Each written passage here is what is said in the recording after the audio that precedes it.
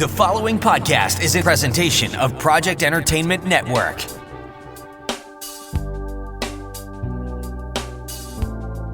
Welcome to the Sample Chapter Podcast, the show where authors read a sample chapter from one of their books. Here's your host, Jason A. Meiske. Welcome to episode 170 of the Sample Chapter Podcast, the show where authors read a sample chapter from one of their books. Hey, this week we have a fascinating new guest in Georgia author David H. Hanks. He is not only the author of 4 books to date, riveting stories in the vein of Tom Clancy, but he is also a Nobel Peace Prize winner in the field of nuclear work, which we're going to be discussing all about. It's really incredible stuff. You're going to hear all about that here in a moment, along with a little bit about his time in the Navy, his more than 40 years working in the nuclear field, using life experiences to write, that he uses to write from, how he began as a technical writer, and how that has changed over time to now he's writing in fiction with a first goal to entertain you and second goal to inform you, because he uses these life experiences and everything he's experienced in the nuclear world to bring forward in these exciting Carson Griffin books that he writes.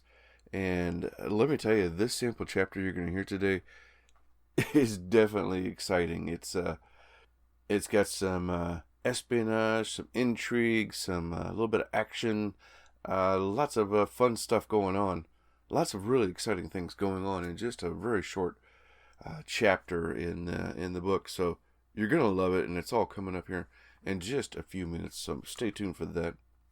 Hey, I also want to remind you that the show is available now on all podcast platforms. So wherever it is you are checking us out, I really appreciate that you're taking the time to download the episode and listen. I don't really ask a lot for ratings and reviews on podcast platforms, but if you do, that's great. I really do appreciate that. Really, what I'd prefer that you did was to follow us on social media. Follow the show on social media. You can find us on Facebook, Twitter, and Instagram. And then tell us about one of your favorite episodes. Share that episode with your people and tag us on that post, and just let us know what your thoughts are. That's one of the things I really enjoy, is hearing back from the listeners on something that they're enjoying, or something that they wanted to learn more about. And that's always really fun. So make sure you do that. If you'd like to contact the show outside of social media, you can do so at samplechapterpodcast@gmail.com, or leave me a voicemail at 660-851-1146. And you could hear that message coming up on an upcoming episode.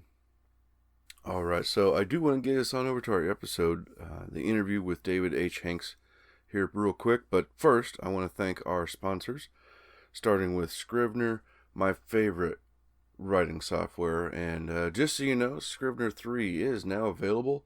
So check out this advertisement on how you could save 20% on the regular desktop version.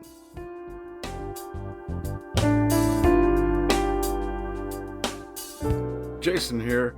Hey, I wanted to take a moment and tell you about my favorite writing tool, Scrivener. Now, I know you've heard about Scrivener because their writing software has been embraced by hundreds of thousands of other writers like you and I, from the novice to best-selling novelists. The reason we all use it is because of Scrivener's core concept to bring all the writing tools you use together in a single application. And with tools like automatic backup, character maps, project goals, and let's not forget that amazing corkboard, you can see why I use Scrivener every day. As a bonus for Sample Chapter Podcast listeners, use code CHAPTER for 20% off your desktop version. Scrivener writing software, built by writers for writers. All right, thank you so much to Scrivener once again. Next up, I want to thank Audible. We have partnered with them to provide a free book and a free trial with the Audible service. So once again, here's another commercial for you to check out on how you can do that. Hello friends, Jason here, and I wanted to take a moment to tell you about a great offer from Audible. Like you, I'm very busy. I have a full-time job, a family, I'm a thriller author, and I do this weekly podcast. But I also love to read. That's where Audible is a lifesaver for me. Whether I'm mowing the yard, working out, driving back and forth to work, or doing some other menial task, I can still listen to an incredible book through Audible. And now you can get a free 30-day trial by going to audibletrial.com/samplechapter.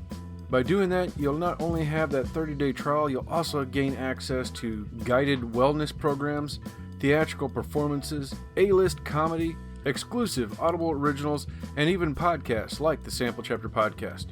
Last year is the first time I ever achieved my own personal reading goals, and it was because of some wonderful titles I listened to on Audible. Some of those titles were Ready Player 2 by Ernest Cline, narrated by Will Wheaton, the Awaken Online series from Travis Bagwell, narrated by David Stiefel, Patient Zero by Jonathan Mayberry, narrated by the incredible Ray Porter. And I'd be remiss if I didn't mention previous guest Scott Meyer with his Magic 2.0 series, narrated by Luke Daniels. It's a lot of fun and definitely worth your time. Hey, full disclosure, by signing up at audibletrial.com/samplechapter, the show does get a little monetization, which goes directly towards any production needs with the show. So you're also helping us out here by signing up. So what are you waiting for? Head on over now to audibletrial.com/samplechapter and start your free 30-day trial today.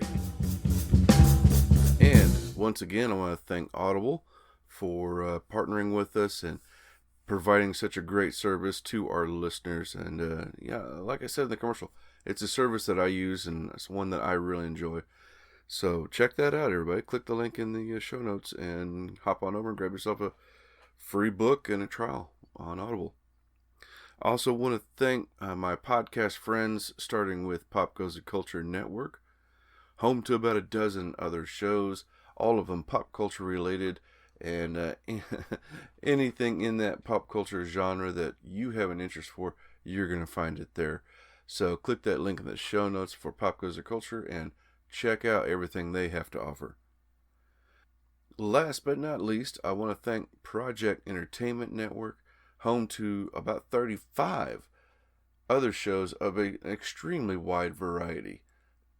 Shows about writing, about reading, about monsters, about opinions, just whatever it is you're looking for, it's probably there.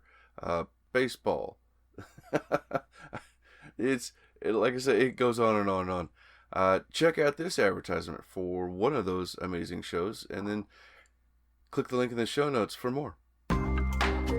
Every person's story has something to teach us.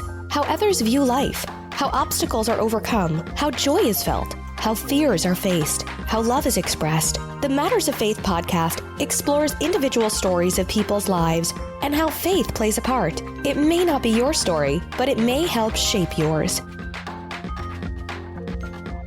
The Matters of Faith podcast with Jay Wilburn is on Project Entertainment Network.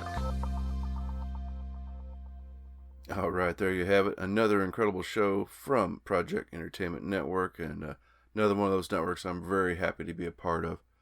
Well, hey, without further ado, everyone, it is time to hop on over to our interview with Nobel Peace Prize winner and incredible author, David H. Hanks.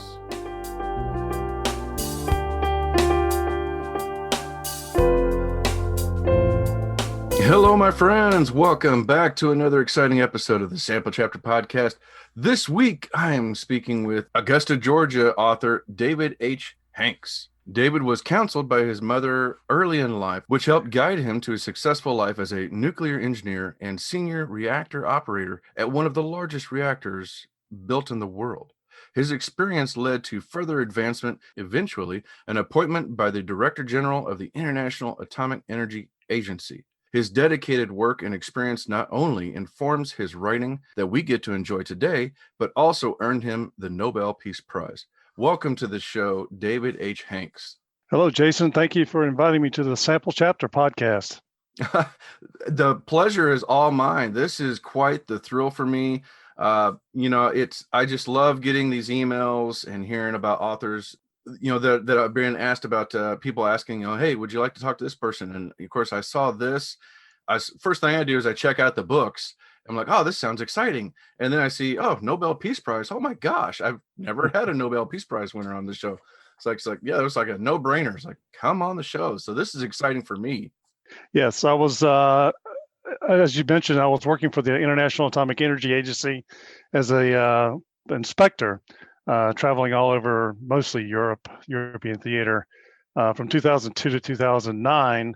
And the IAEA Secretariat was awarded the Nobel Peace Prize for their work in nuclear nonproliferation, and was a very rewarding affirmation of the work we were doing in nuclear nonproliferation. So I'm proud to have one of the certificates from that and be a recipient. Fantastic. Oh my gosh, that's such amazing work. Now, how do you get involved in something like that? I mean, that's I don't know. For myself, like I remember growing up in I grew up in the 70s and 80s. I was always imagining like I'm going to grow up and probably be a soldier.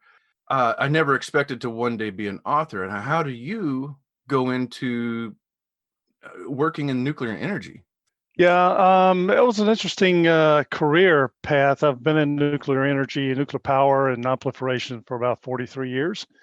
I left high school, joined the U.S. military, U.S. Navy, qualified as a reactor operator, served aboard the USS Nimitz, and then went to the utility in Mississippi and got my senior reactor operator's license.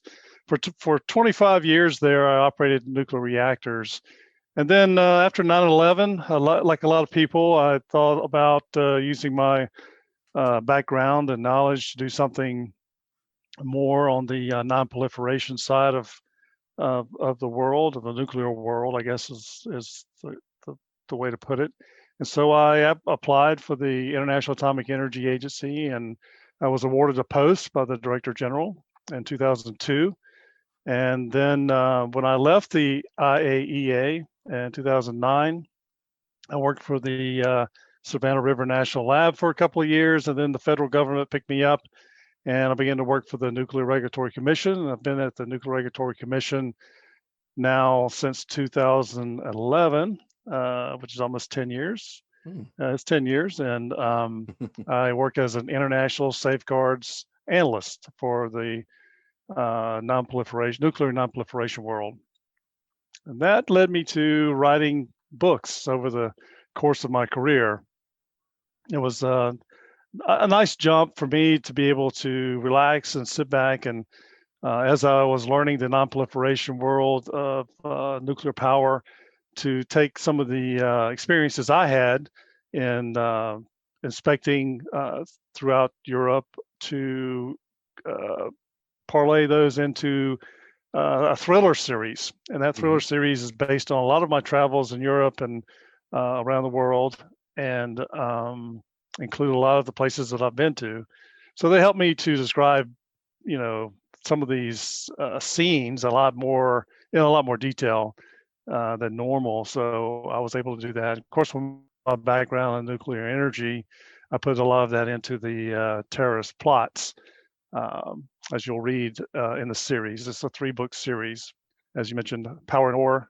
Black Waters is the first book in the series. Power and Ore is the second book, and Euphrates Yields just came out, and it's the third book in the series. Yeah, fantastic. I mean, you're basically building yourself your own Tom Clancy-ish kind of series, it sounds like. Were you always a reader? Is that what got you interested in maybe writing your own? Yeah, I've read a lot, do a lot of technical writing. I do a lot of presentations, international conferences. Also, as a federal government employee, I work for like I said, Nuclear Regulatory Commission. We do a lot of bilateral discussions with other nations about international safeguards, and of course, routinely visit the International Atomic Energy Agency headquarters in Vienna, Austria, to talk about implementation of safeguards in the U.S. But yeah, it's been a very interesting career, to say the least. Like you said, you did a lot of technical writing. Was it the technical writing that maybe brought up the desire to make this fiction so you could kind of explore it some more? Yes. My first goal is to entertain, with this. I do a lot of technical writing that requires a lot of research, and it has peer reviews and uh, official reviews of every word and dot and comma that I have. So I wanted to have something a little more relaxing that I could expand my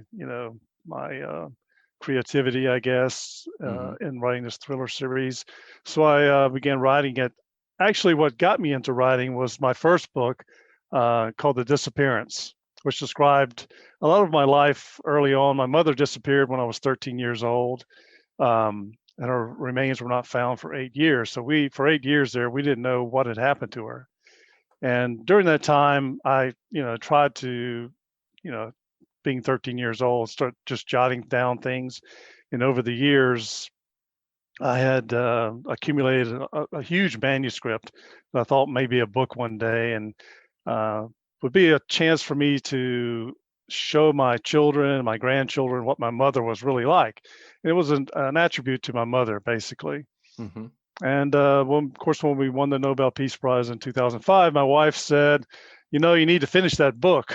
And I said, well, I really do. And I found a lady in Atlanta that mentored me through writing and helped me she worked with me a couple of years in trying to craft that manuscript into a book. And I learned a lot from her. Hmm. Her name was Ann Fisher. And after I finished The Disappearance and it was published, and started doing a lot of book signings and things for that book, I had some extra time on my hands. I thought, well, here's a good chance for me to just keep writing and get into this nuclear thriller series. So Black Waters was actually published in 2007, and then I just kept moving on from there. Okay, yeah. And your main character, Carson Griffin. Now, where does he come from? How did he come to life?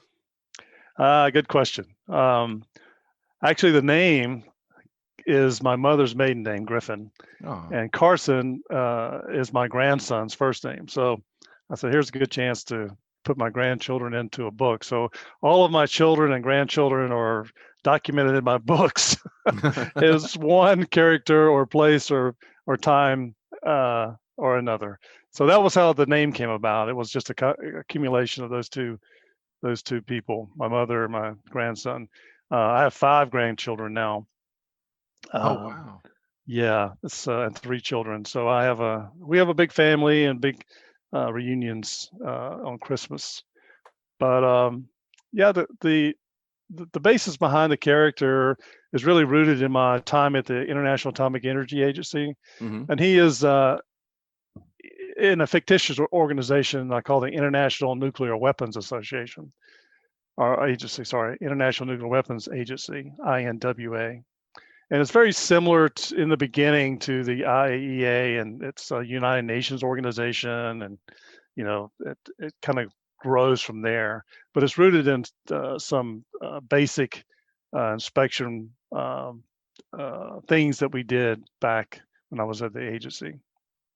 And he's an undercover operative with the group? Yeah, like I said, that's where the fiction begins. So we have a lot of things that I added to this, the ability of Carson Griffin to become a covert operative guy, able to go out on his own, do some interesting things that, of course, being an inspector, I didn't get to do. The International Atomic Energy Agency inspectors are announced, when they do inspections, and you're Uh-huh. invited to these countries, and it's much different than what Carson is doing, but it makes it more thrilling, I guess.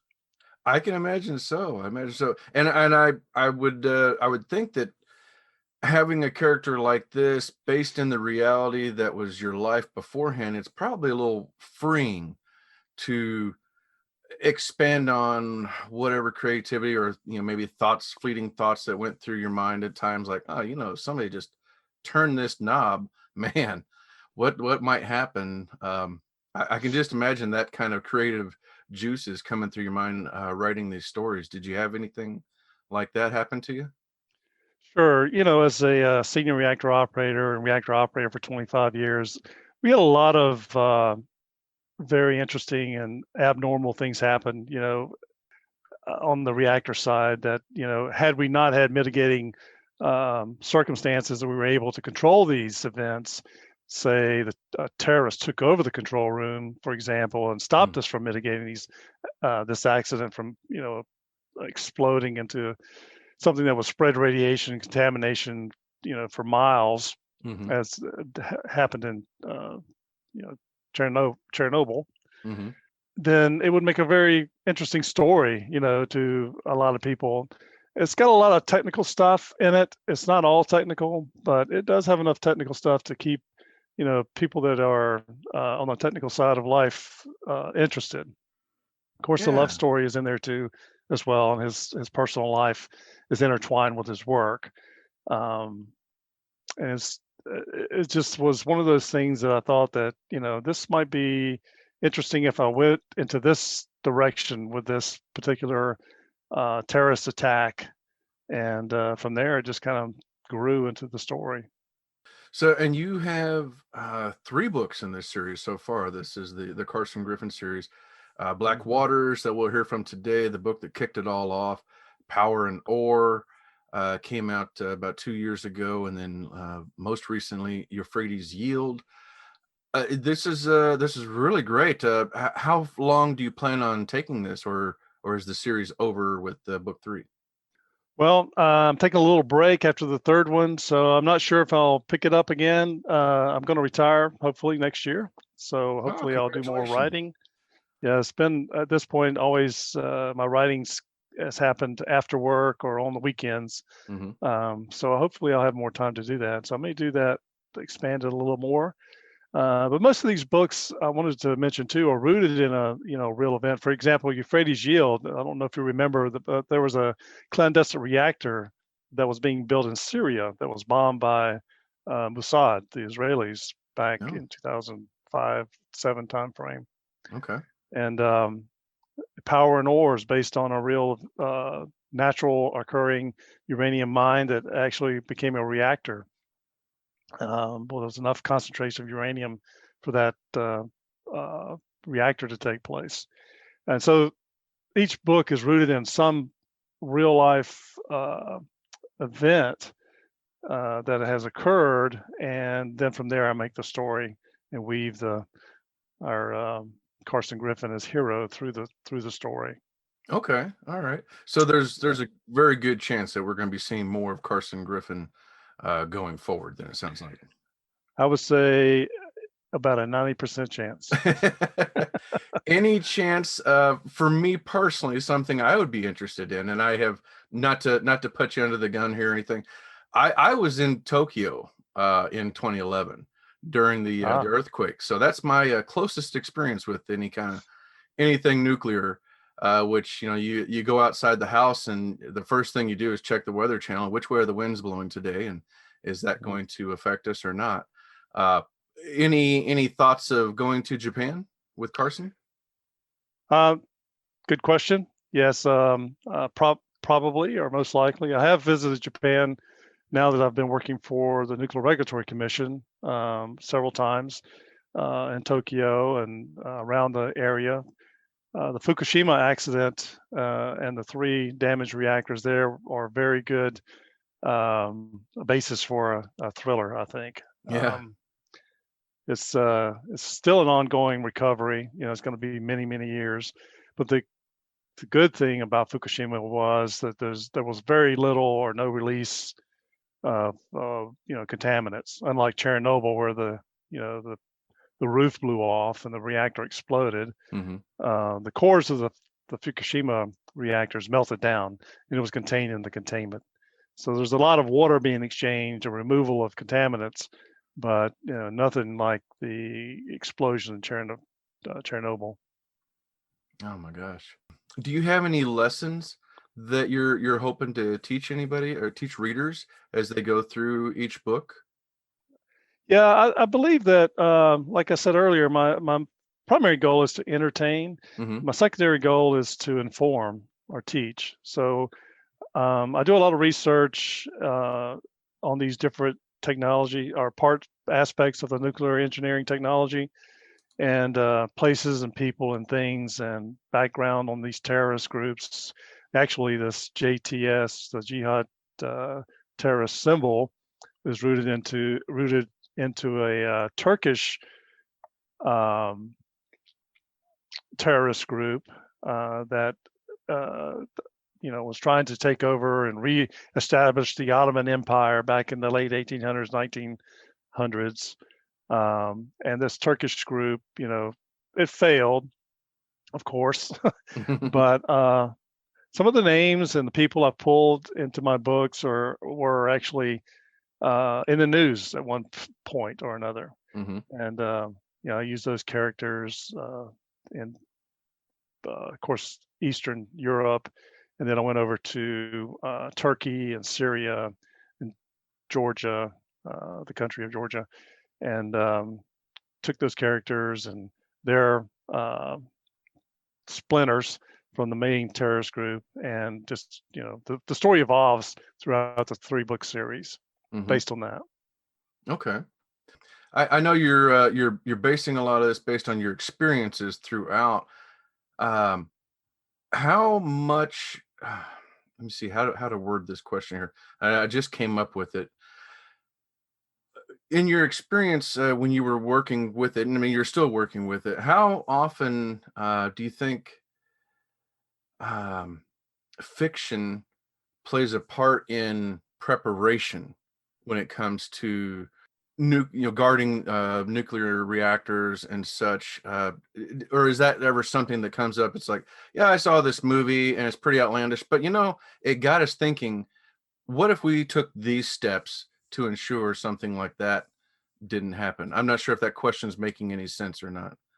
Sure. I mean, to be able to mitigate a terrorist attack, you have to have an imagination similar to a terrorist to be able to stop that. So we think those scenarios out a lot, especially when new technologies are coming out that, for example, the new reactor series coming out, the small modular reactors that the U.S. is going to be exporting. Hopefully, Russia is exporting. Different countries are trying to build these SMRs, these small modular reactors, and take them to a non-nuclear weapon state. There's 5 nuclear weapon states that were brought into the Non-Proliferation Treaty: the U.S., Russia, China, France, and the U.K. Those are grandfathered in. Of course, we have nuclear weapons we know in India and Pakistan, and we don't know. We cannot confirm or deny Israel's and North Korea. Of course, we've seen detonations in North Korea as well. But those 5 nuclear weapon states are able to build and export nuclear energy to other non-nuclear weapon states that don't have a nuclear weapon, and work together to give them nuclear energy and allow them to use these atoms for peace, they call it.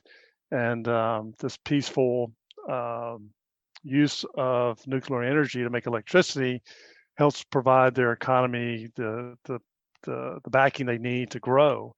Well, when you move these SMRs, these new reactors, into a position to be exported, they need to have non-proliferation and security and safety evaluations in all 3 categories. They call it a 3S system.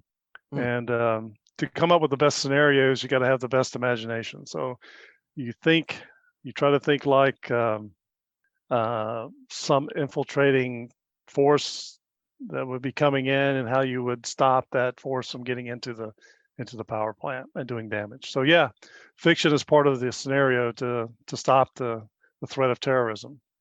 Wow. And now you get to help come up with some of those on your own, which is pretty remarkable. Yeah, we do. Yeah, it's pretty. This is a very interesting, for me, it's very interesting to be able to use my imagination to try to come up with the scenarios that might be reality. If someone was on the extreme end of some of these scenarios in these books. So. Oh my gosh. I want to say outstanding, but that's more frightening really than else. Yeah. And I never take, I know you know that I have a top secret clearance, so all my books are reviewed by the CIA before they're being published. So they take those measures to make sure that I'm not subconsciously publishing something that could give a secret away. Oh, wow. Now, does that do you get those are there black bars or red lines through that coming back very often where they go no, not that? Does that happen very often? Well, can I confirm or deny anything that would be coming through? I hear you. I write, I write on the safe side of things. Mm-hmm. I mean, you can use the key to me to writing is to bring the reader to the point of using his own imagination to connect the dots, his or her own imagination to connect the dots. So bring them up to the point of making that decision and let them do it. Well said. Well said. David, where can people find and follow you? I have a website, www.davidhhanks, all one word.com. I'm on Facebook. There's links on my website to Facebook, and I think that's the best place to find me. I give a lot of talks to schools, especially here in Georgia. I like to go out to high schools. I'm a board member of the Georgia Technology Students Association, which has 15 to I think 17,000 kids in it now. And I go out to the different schools and to the statewide competitions, and try to make nuclear energy attractive to young kids that are looking for a career. Georgia is the only state right now with new construction of nuclear power plants in the U.S. Plant Vogtle has 2 nuclear power plants going in right now that is only about 25 miles from my home here in Augusta. So I like to promote nuclear energy to the young people and to our state.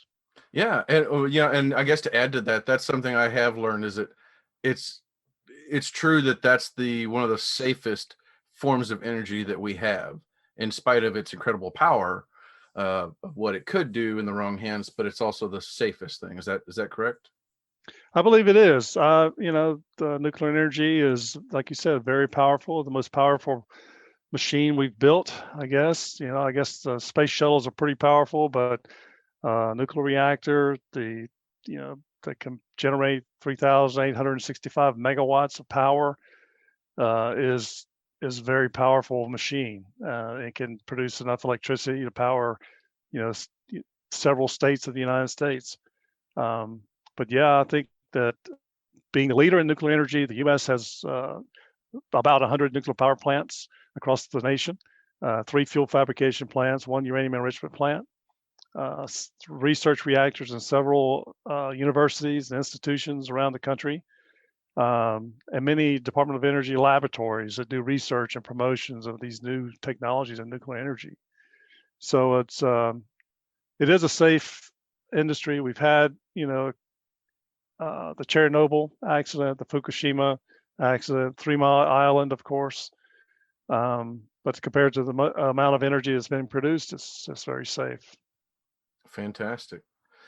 Everybody listening, make sure you go check out down below. We're going to have the links added in there at the bottom of the episode, so you can click in there to David's website. While you're on his website, you've got to click on that trailer, the book trailer for his series, the Carson Griffin series. I've checked it out. Actually, I've watched it twice now myself, and it's fantastic. His daughter put that together, and you're going to love it.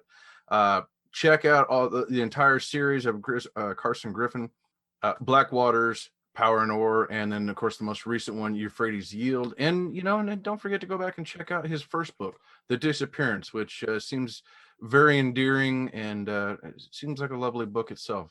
So all those links will be in the show notes, and check it all out. Mr. Hanks, thank you so much for your time and coming on here today. And I look forward to picking up some of these books for myself and following along with Carson Griffin in the future. Thank you, Jason, for having me. I really enjoyed it. I did as well. Ladies and gentlemen, it is my time to step aside with my coffee and cigar and enjoy this sample chapter from our guest. David H. Hanks with Black Waters, Book 1 of the Carson Griffin series. Chapter 2. Carson Griffin walked into the Red Line Cafe wearing a navy blazer, jeans, and sporting a new pair of climbing boots that he recently wore on a mission for INWA, the International Nuclear Weapons Agency, based in Vienna. He located his table near the stage and ordered a cognac in German from a pretty waitress who nodded at him in recognition. Carson smiled back. The cafe was established in 1876 and had been frequented by so many smokers over the years that the ceiling and walls had been darkened by a constant deposit of cigarette tar. A Baroque melody played softly over an old German sound system. Bach or Beethoven. No, it was Mozart, Carson realized. Carson felt comfortable in the room full of international travelers. He noticed some sitting at a table near the rear of the espresso bar who were probably Turkish. He was accustomed to distinguishing different nationalities in this particular cafe, especially patrons who spoke the native language within the earshot. Moreover, it was a typical hangout for the Turks who were in Vienna from time to time on oil trading business with OPEC. Their home office was located in a 5-story glass and metallic building just across a canal from the Stephansplatz Cathedral. Carson nodded toward the youngest of a group of 3 men. The young man got up and walked over to Carson. "Long time no see, my friend," the young man said. Carson smiled and nodded. "Yes, you look as swift as the first time we met, Hadi." Hadi scanned the room and quickly turned back to Carson. "I have something that may be of interest." Politically tied to the reigning government in Turkey by marriage, Hadier was no doubt ready to leak some underhanded transaction that his government wanted to accuse their weaker rivals of committing. Hadier's backers had opponents that were being supported by a terrorist cell, which the INWA had not yet identified. Carson slowly raised his arm and removed his jacket, then laid it over the one corner of the rectangular dark oak table that had a glossy shellac finish. Hadier slipped a large manila envelope underneath Carson's jacket and left the table. Carson noticed that Hadier looked relieved to have just passed off what he claimed to be important information to an international nuclear inspector. Carson picked up his jacket, taking the envelope from the table and slipping it into the back of his jeans as he put on his blazer. Leaving the Red Line Cafe without touching his drink, Carson made his way to a crowded taxi stand about a block away. The late model Mercedes smelled of shoe polish and stale cheese. Carson was always careful to be aware of his surroundings. Whenever he traveled, he continuously scanned the area for a tail or camera, all part of the agency's special training. 10 blocks from his pickup, Carson got out of his taxi and made his way to the underground subway. It was near midnight, and very few people were riding one of the last trains that night. Carson found a seat in the rear of the 4th subway car. German graffiti was sloppily drawn on the wall below a neon sign that flickered brightly, U1 Leopoldau. One of Vienna's 6 underground U-Bahns, the U1 was deserted except for one drunken passenger sitting near the front of Carson's car. Carson opened the envelope and began to study 8 sheets of A4 paper, copies of some kind of blueprint. A moment later, Carson understood what he was looking at. Hadier had turned over a diagram of a medium-sized research reactor that was positioned inside some kind of makeshift deep water cooling pool. The nuclear reactor was too small to produce electrical power and was definitely not going to be used for any gamma or neutron radiation experiments. Its design was more for producing a lot of nuclear power quickly, resulting in the production of a mass quantity of weapons-grade plutonium. The train stopped, and a man and a woman, both in their early 30s, got on board. The man sat 2 rows behind Carson, and the woman directly across from him in a pair of facing seats. Putting the document slowly back into its brownish sleeve, Carson stood up, ready to get off at the next stop. The woman got up from her seat and stood too close to him. "Guten Abend," or "good evening." She smiled provocatively at Carson, who had no interest in talking to her. His mind was filled with thoughts of a clandestine plutonium-generating nuclear reactor that may or may not be real. The reactor could be used to make enough weapons-grade plutonium for at least one bomb, should the right scientist get his or her hands on the drawings. He held the envelope high under his right arm, gripping it tightly. "Guten Abend," Carson replied politely. "Do you speak English?" the woman asked. "I do," Carson said. glancing down at his wedding ring. "But my wife doesn't like me talking to strange women." "We don't have to be strangers," the woman said. The train began to slow down, preparing to stop at the next station. Carson moved to the door as the man came close enough to step in front of him. Should he make a move toward the pneumatically operated sliding doors? Carson was now certain that his newly discovered documents were in danger of being pinched. Grabbing Carson's rear end with her right hand in order to distract him from her accomplice, the woman stepped forward. The man was also reached out to grab Carson, but realizing what was happening, Carson began to spin away. Ignoring the woman's tight grip on his right buttock, he spun to his right and backwards far enough to get out of the man's reach. He learned the spin-off and hit move while playing football in college. It was his favorite one to get away from defensive end position into the backfield and maybe sack a preoccupied quarterback. Lunging forward while crouching down, Carson plowed into the man's kidneys with his left shoulder, putting him down on the ground with one quick tackle. Then with his boot, he held the man's neck to the floor of the U-Bahn car while twisting his arm into a position of great pain. The train came to a stop before Carson could finish his assault, and the woman pulled out a small pistol from her black leather trousers pocket. "I thought that we would be friends," the woman said. "Well, I'll let my friend go." "You win. Take it," Carson said, releasing his grip and picking up the envelope from the sticky train floor behind him. "Will you send me a postcard?" "I'm not going to kill you tonight, Mr. Griffin," the woman said. "Just make sure you know that I could have." She reached out and took the envelope from Carson's extended left hand. Keeping one eye on Carson, she looked inside the envelope to make sure it actually held the documents she was sent to recover. The woman then opened the pneumatic doors with a quick bump of her left hand on one of its handles. "Let's go," she ordered her cohort. The man stood up, clutching his back in pain as he and the woman stepped off the train. The doors closed and Carson watched as the two got onto an escalator that would take them up to the ground level, away from any chance of Carson finding them in the future. He sat back down in the red padded seat, wondering who might want to use the information in that envelope. Carson had taken a mental picture of the drawing, but it had not been assigned a primer or legend to identify its place of origin. As a matter of fact, it looked much like a researcher's conceptual drawing and not really a reactor that anyone had ever built. Scene change. Carson drove his 1988 Mercedes 560 SL into Vienna International Center's underground car park the next morning, still mulling over the previous night's unfortunate incident. Carson's office at INWA was on the 20th floor of the Alpha building, and he took one of the building's elevators to his floor. As Carson walked toward his office, Todd Sinclair, his section head, intercepted him. "How did it go last night?" Carson followed Todd into his extremely modern office. Thanks to an overzealous Austrian decorator, Carson closed the door. Todd had worked his way up through the agency for 23 years, but still had problems adjusting to formal Austrian decor. He preferred his native Australian comfort. "Todd, the Turks are looking to build some sort of prototype nuclear reactor," Carson said. "Its core would be rather small, but powerful enough to produce a buttload of plutonium once started up." "Did Hattier give you the evidence?" Pouring himself a cup of coffee from Todd's old-fashioned percolator coffee pot, Carson hesitated for a moment. "Yeah, Hattie came through all right. I took a rush look through the documents on the subway until my ride was interrupted by a pair of Turks. Even though I was able to pin the guy, the woman had me cold. Her cocked pistol pointed at my head. The pair took the envelope and left the train at the Karlsbad station. I got a good look at the documents to decipher the drawings, and I can tell you that it was an impressively innovative design, possibly one of the most advanced I've seen for a one-time plutonium-producing pulse, heavy water, moderated core. Todd trusted Carson's instincts. Who do you think is going to be building this plutonium generator?